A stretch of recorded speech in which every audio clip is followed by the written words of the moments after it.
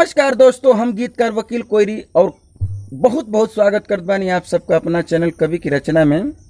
तो दोस्त आज एगो बहुत सुंदर समस्त सिंगर भाई खातिर लेके आयल बानी एगो शानदार मैटर बोलबम का लेडीज जेंट्स मैटर बा भाई लोग। ड्यूट सॉन्ग बोलबम के एकदम गर्दा मचाए वाला ट्रैक एकदम न्यू ट्रैक बा, एकदम काले का गाना रिलीज भेल बा खेसारी लाल यादव को। तो पहले गाना सुनल जा, ओकरी बात बताओ थी कौन गाना बा ट्रैक पर।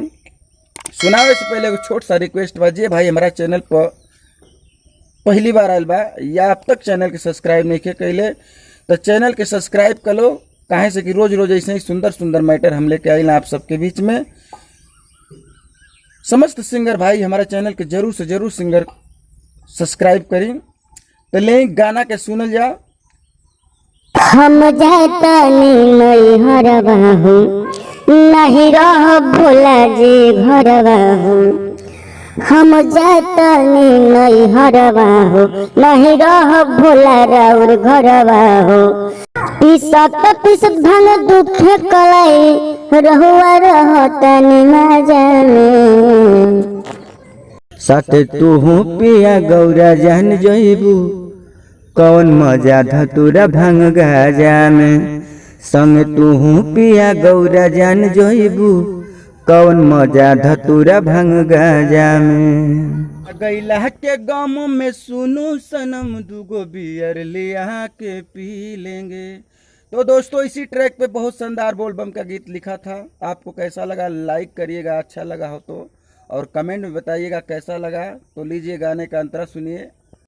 बड़ा सहनी ससत भोला दानी, अब चले न रहू मन मानी। बदमनी गणेश के पापा कहतनी हम, खाई मेवा मलाई कट जानी। और हमके न ढेर तू पढ़ावा ये गौरा, तनी चिलम चढ़ावा हो। देर हो गई तनी भांग धतुरा का स्वाद चिखावा हो। मारेली सखी सहेली कुल तन कहे मिले नसेड़ी तोर राजा में। साथे तू पिया गौरा जान जइबू, कौन मजा धतुरा भांग गाजा में। संग तू पिया गौरा जान जइबू, कौन मजा धतुरा भांग गाजा में। भाइयों आपने गाने को सुना, कैसा लगा जरूर लाइक करिएगा, कमेंट करिएगा और बताइएगा कैसा लगा। और मैं एक दोस्तों आप लोगों को एक और बात बता दूं, इसी ट्रैक पर मैं एक भोजपुरी लोकगीत लिखा हूँ एकदम सैड सॉन्ग, और बहुत जल्द उसे लॉन्च करूँगा इसी चैनल पर। तो आप लोग बने रहिए हमारे साथ।